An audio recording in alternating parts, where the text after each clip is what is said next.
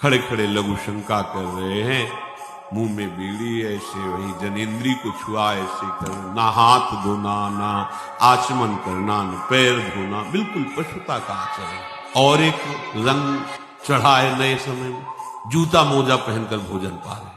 अरे साधारण आदमी जिसको कोई शास्त्र से मतलब नहीं, किसान आदमी जो हाथ पैर धो करके पीढ़ा पे बैठ करके भोजन पाने जाए, इतनी पवित्रता तो हमने गांव में देखी है। बिल्कुल शास्त्र नहीं जानते, कुछ नहीं, पर भोजन पाना है तो हाथ पैर धोए और लकड़ी के पीढ़ा में बैठ के और जय भगवान हाथ जोड़ करके जमीन पर बैठ के भोजन पाए। आज चाहे वो चमड़े का जूता हो, चाहे ध्यान रखना, चमड़े की बेल्ट पहनने वाला और चमड़े के जूता पहनने वाले को गौ हत्या का पाप लगता है। नाना प्रकार के पापाचरणों की जो हमारी प्रवृत्ति बढ़ती जा रही है, उसका कारण है खान पान, शरीर अपन ने देखा। पवित्रता अति अनिवार्य है। आपकी सोच अच्छी है तो आप थोड़ा कम पैसे वाले भी है ना, गरीब भी है तो मस्त रहेंगे।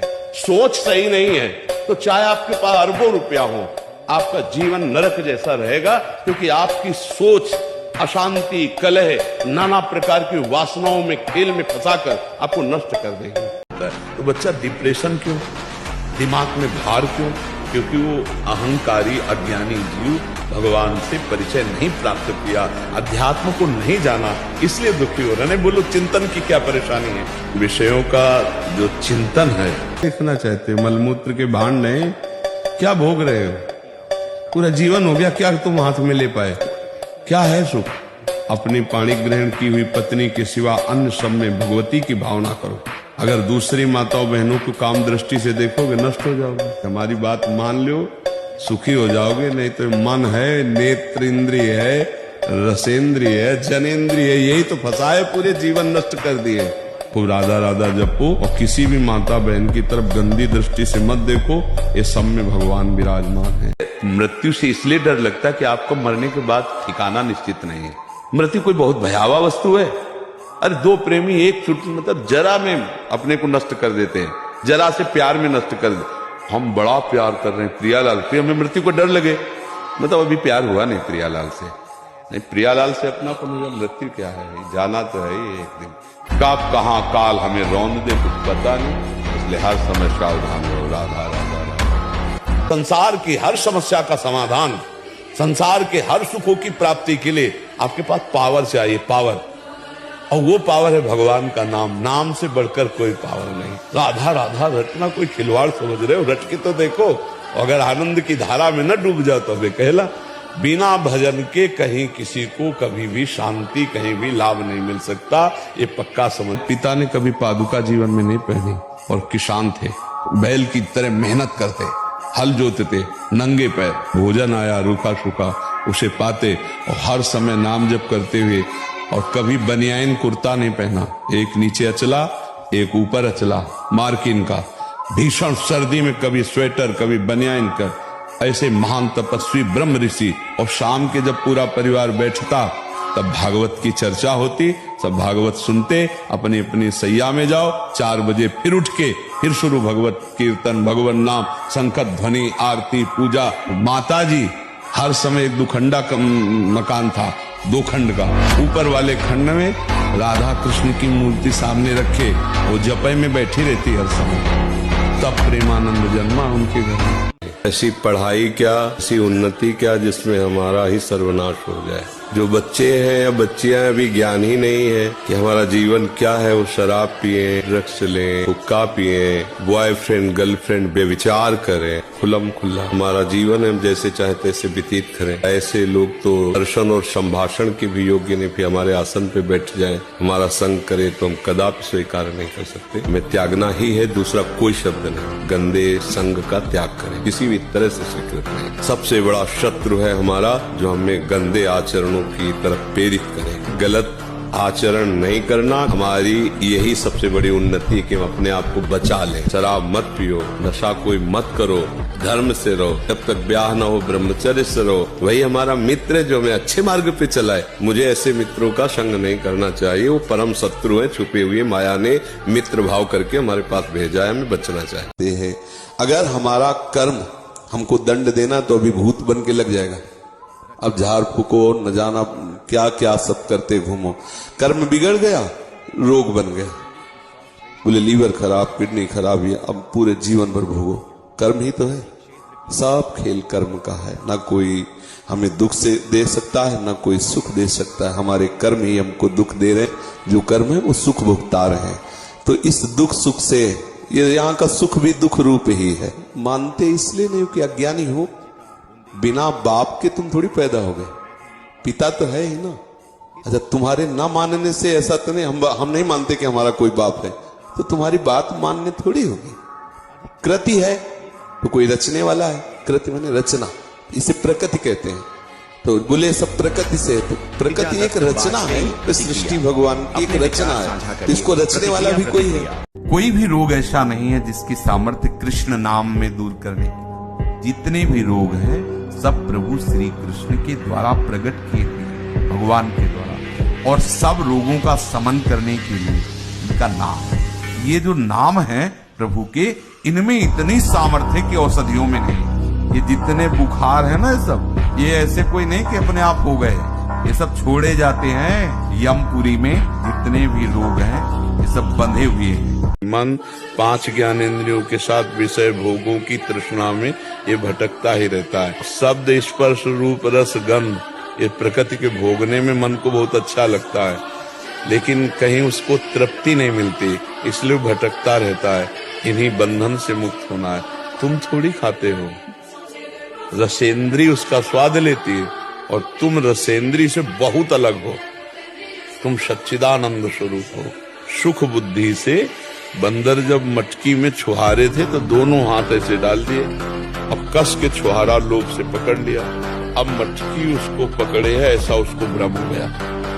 अगर वो छुहारे छोड़ दे तो मुक्त है, लेकिन वो ऐसे 5 इंद्रियों से हमने प्रकृति को पकड़ रखा है। ये प्रकृति है शरीर, ये हमारा थोड़ी स्वरूप है, ये मैं थोड़ी हूँ। ऐसे ही हम जिस शरीर में जाते हैं, ये हमारी गाड़ी है, हम इसको मैं मान लेते हैं। अगर देवी को देवी मान के सिद्ध करना चाहे तो बड़े बड़ों के होश उड़ा देगी। अंबा है, आप सियाराम का प्रेम चाहो तो हनुमान जी तुम्हारे बिल्कुल दाहिने खड़े, और अगर हनुमान जी को सिद्ध करना चाहो तो तुम्हारे होश उड़ जाएंगे, नाना याद आ जाएंगे, पक्का बात है।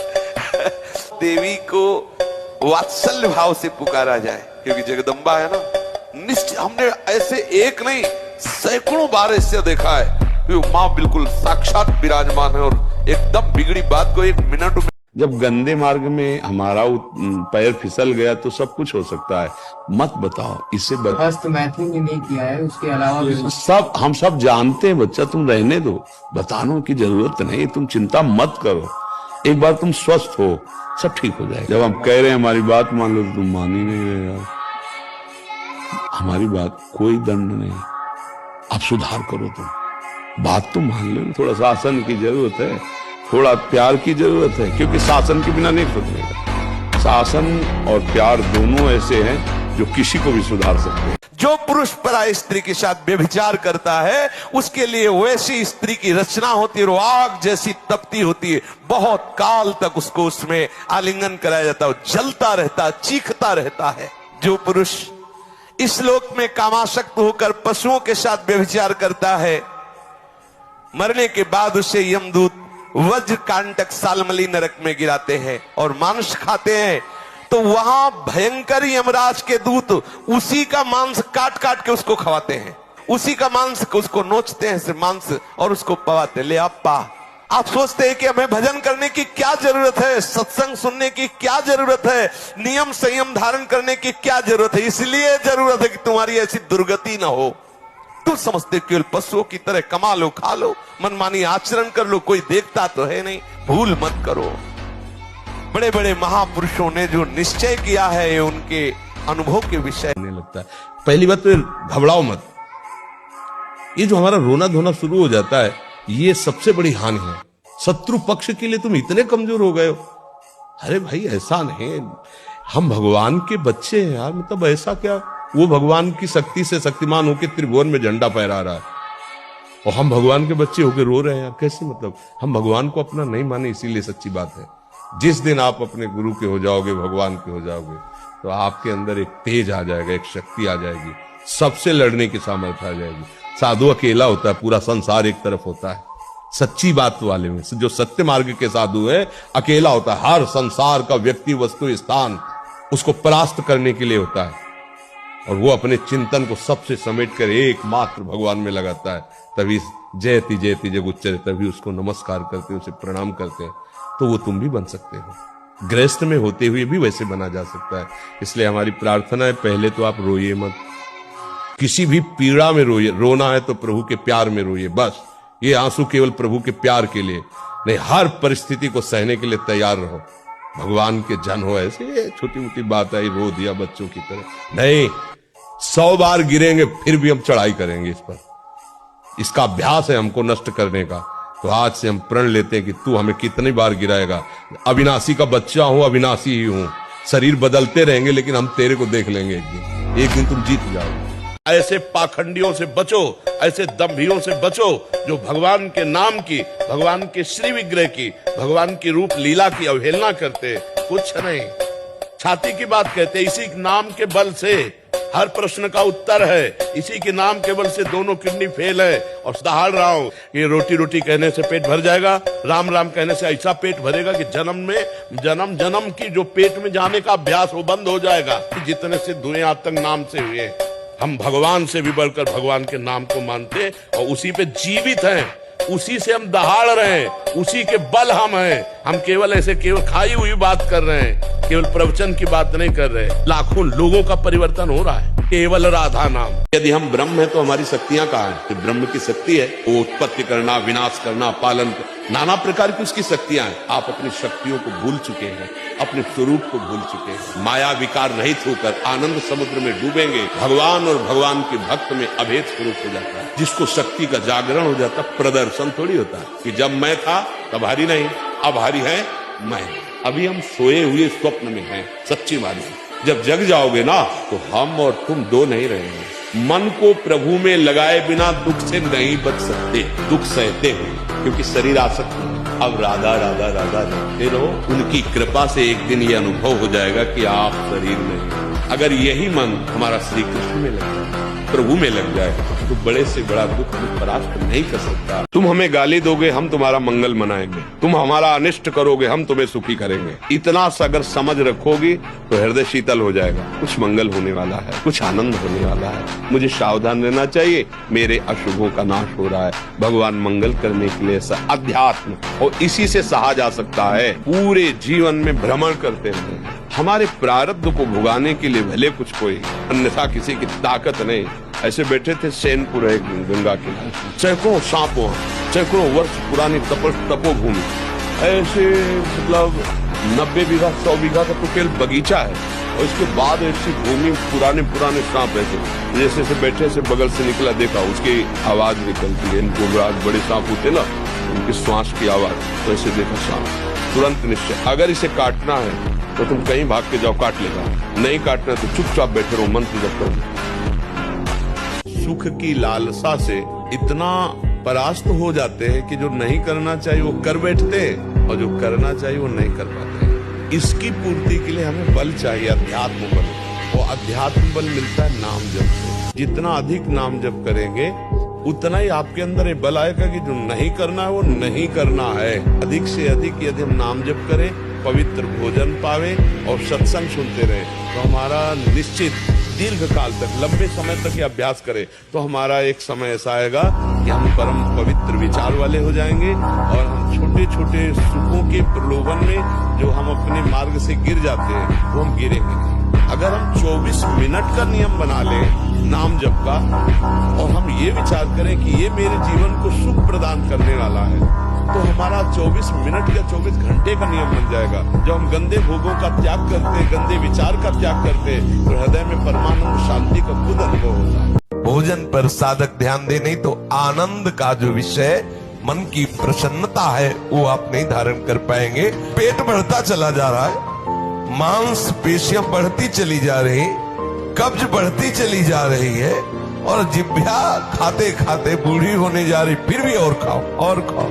अष्टयाम सेवा का चिंतन नहीं होता है कि आज कौन से कौन पदार्थ पाए जाए। थोड़ा सरल, स्वाद रहित, स्वास्थ्य वर्धक सतोगुणी भोजन पाया जाए, पर है बहुत कठिन। इसलिए साधक अगर मन को सदैव प्रसन्न रखना चाहता है तो भोजन में सुधार करे, अच्छा भोजन पाना त्याग दे, सात्विक भोजन पाओ। ये थोड़ा सावधान रखिए, अपनी जिह्वा को, अपने भोजन पाने के नियम को एक सीमित रखिए। ये अधिक मीठा, चटपटा, खट्टा, ये वो सब कामोत्तेजना पैदा करता है, कब्ज बनाता है, मन को चंचल करता है, कई तरह के भयानक ऐसे दोष जो हमारी साधना में हानिकारक है।